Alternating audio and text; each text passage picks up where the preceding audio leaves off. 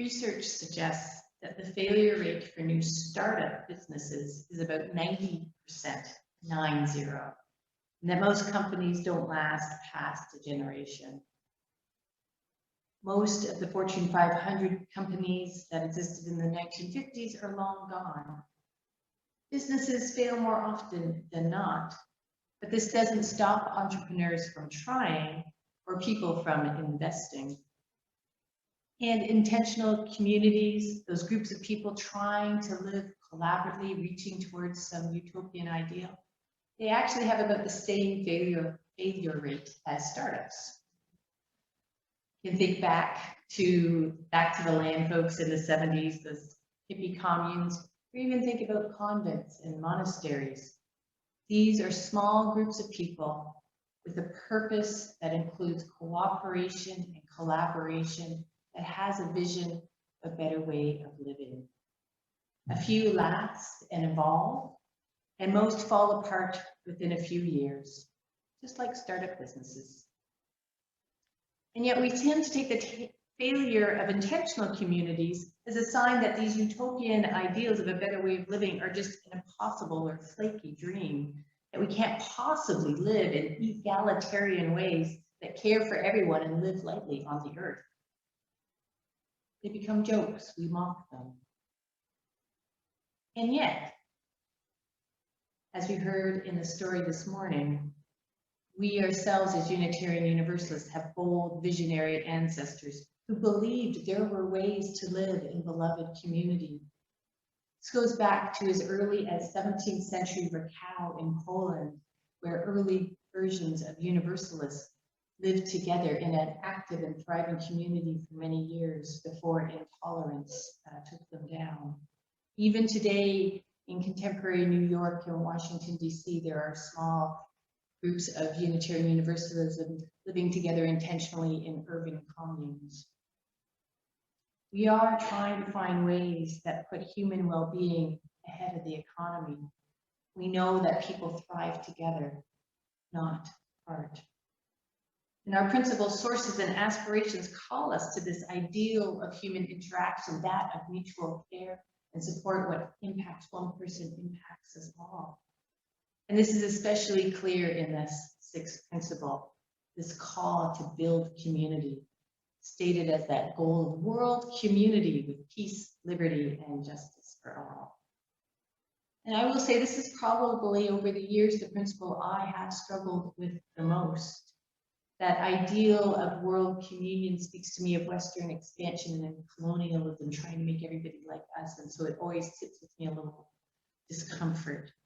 And yet at the same time, I know building community is essential to my faith.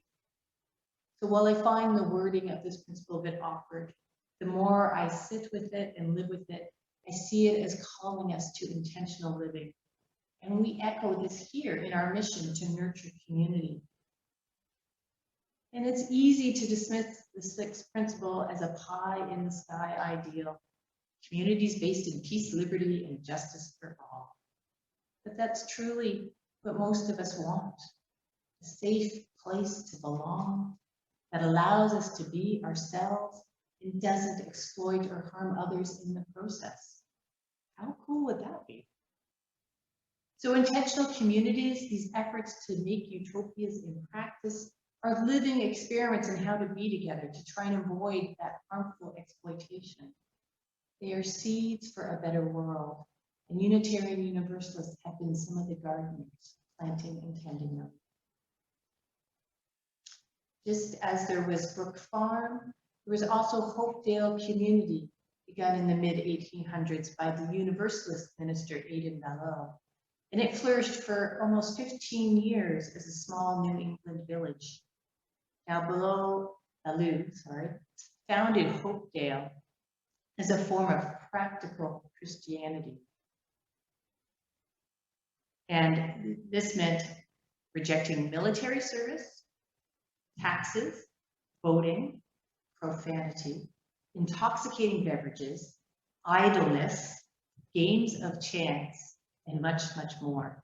And yet, despite this very long list of prohibitions, Hopedale worked really well. They had a good model.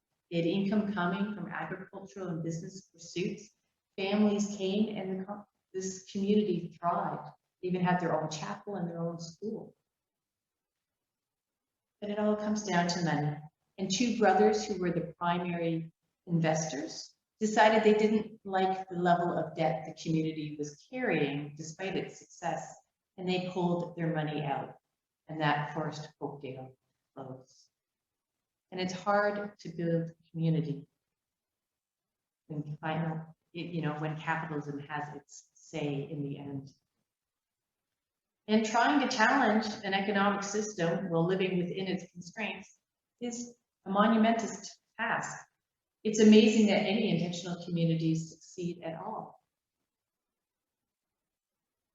Fruitlands was another utopian experiment in New England. It was established by Bronson Alcott, who went on to Brook Farm, and he was author Louisa May Alcott's father, as Kathleen noted. And he had a very grand vision that Fruitlands was a return to Eden, that people were going to live in harmony with nature.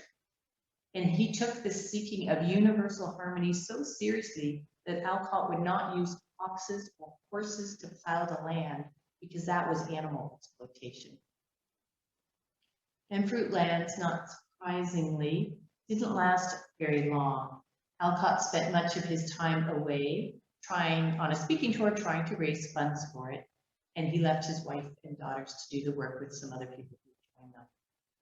They all had very little farm experience. Farm work was even more challenging because they weren't using animals to help them. And tensions arose among the adults participating, and his experiment actually ended in just over a year. And then he went on to the more successful farm. But despite that early end, it was the thinking behind Fruitland that was so progressive. They believed pollution and environmental degradation harmed civil society, something we know and live to be true today. They espoused this very early sense of interconnection with the planet. They advocated for abolition and women's rights, and it's clear that they had seeds there that just weren't able to come to fruition. Because it's hard to live differently. People are people. Social norms around class and wealth, gender and sexual roles, power, all of these show up in a community, even as they try to challenge those norms. So while they espoused women's rights, the women also did the labor.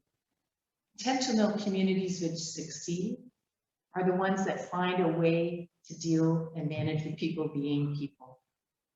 They have strategies to maintain good relationships and manage and work through conflict. They help people deal with their biases and prejudices that we all carry. They examine assumptions and check privilege. And it depends on goodwill and intentionality, that commitment to be together in mutual care. And so while our Unitarian Universalist ancestors weren't able to create lasting communities with peace, liberty, and justice for all, they did leave us valuable examples to learn from.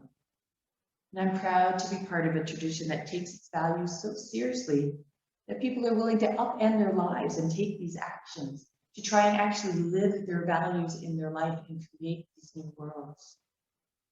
I hope that we may continue to tend the garden of community so that it may flourish for all in the world. As we witness that endless growth of the global economy coming up against the limits of nature, I know there's cautious hope, there's good optimism there, but I know at times for me it also feels like the economy is winning, and that means all of us are going to lose. And it's frustrating because, as Gandhi once said, the earth provides enough for everyone's need, just not for everyone's greed. There is enough food in the world, we have enough, more than enough goods for everybody. The issue is just fair distribution. We don't need more, really, now. We live in a world of abundance. What we need to learn is how to share better so that every person in the world, every person, can have a good and decent life.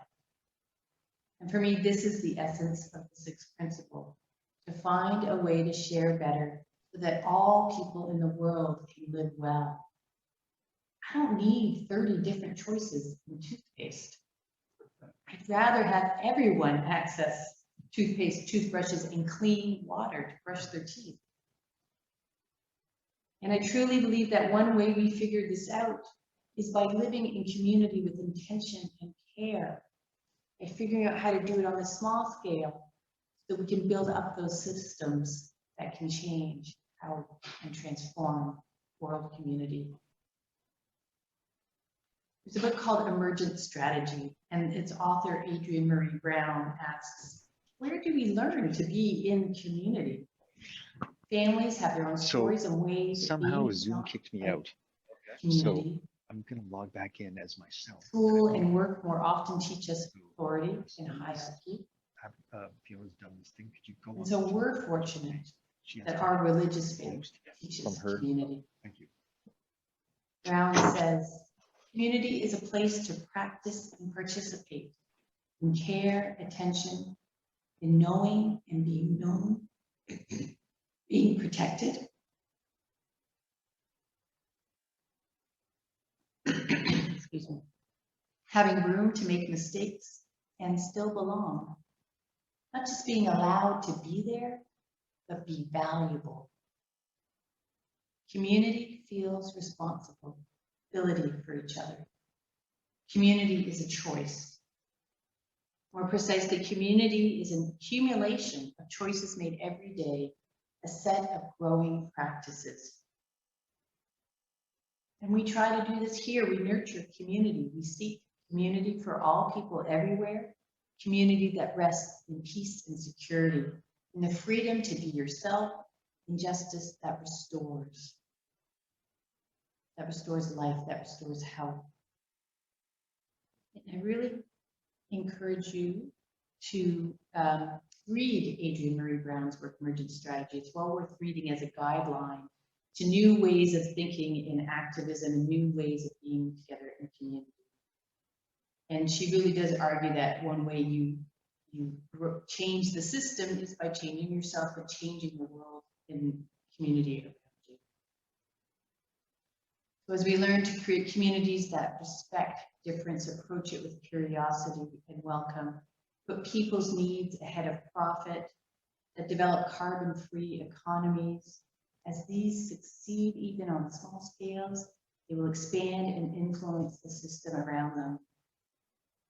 Now, not all the seeds being planted will flourish, but over time, some of those small seeds will grow into a mighty tree. And so Brown says that the change starts with us.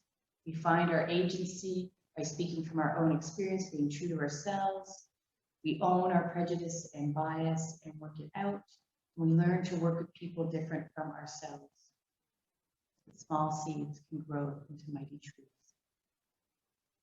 And we've seen it happen here. We know this community is an example of this.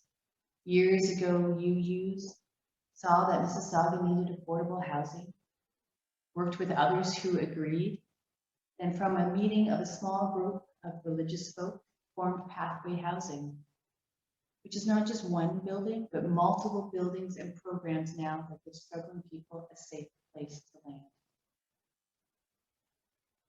Where there's good gardeners and fertile grounds, not every seed will flourish, but it's worth the time and energy to keep on planting and tending the garden. And I invite all of you to consider what you're doing to nurture community, to seek peace, liberty, and justice for all. I suspect most of us are doing more than we think we are. We just don't always see it in those small seeds and tender shoots. I see it in the work of Mississauga Climate Action, in all the hybrid and electric cars in the parking lot, in all of you going to demos and writing letters.